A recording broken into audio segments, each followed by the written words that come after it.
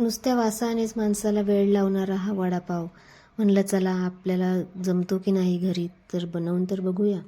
तर सगळ्यात आधी मी बटाटे उकळून घेतलेले आहेत. हिरवी मिरची आणि लसणाचं वाटणही करून घेतलेलं आहे. आणि बेसनचं बॅटरही छान तयार करून घेतलेलं आहे. त्याच्यानंतर कढईत थोडंसं तेल घातलेलं आहे. तेलात जिरा, मोहरी आणि धने थोडेसे कुटून घेतलेले आहेत, तेही घातलेले आहेत. आणि त्याच्यानंतर हिंग घातलेलं आहे आणि हिरवी मिरची आणि लसणाचं जे वाटण आपण तयार केलं होतं तेही टाकलेलं आहे.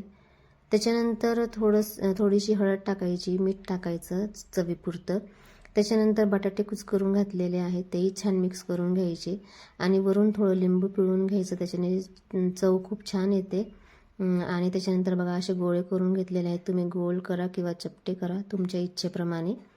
त्याच्यानंतर जे बेसनचं बॅटर मी तयार करून घेतलं होतं त्याच्यामध्ये थोडंसं चिमूटभर खायचा सोडा वापरलेला आहे मी. त्याच्याने आपले वडे छान क्रिस्पी तयार होतात. असं बॅटर थोडं फ्लफी करून घ्यायचं, असं पातळ बॅटर तयार करायचं. त्याच्याने आपल्या वड्यांना छान कोटिंग येतं. त्याच्यानंतर गरम तेलामध्ये थोड्या मोठ्या गॅसवरच वडे असे मी तळून घेतलेले आहेत. थोडेसे ब्राऊन होईपर्यंत छान क्रिस्पी होतात हे वडे अशा प्रकारे. तर अशा प्रकारे मी हे सगळेच वडे तयार करून घेतलेले आहेत. त्याच्यानंतर मिरचीही थोडी मी छान तळून घेतलेली आहे. कमेंटमध्ये मला सांगा की वड्यांपेक्षा बेसनाचा जो भुगा असतो कढईमध्ये तयार झालेला, तो कुणाकुणाला सगळ्यात जास्त आवडतो. आमच्या घरात तर वड्यांपेक्षा तो भुगा सगळ्यांना जास्त आवडतो आणि त्याची चटणीही खूप छान होते.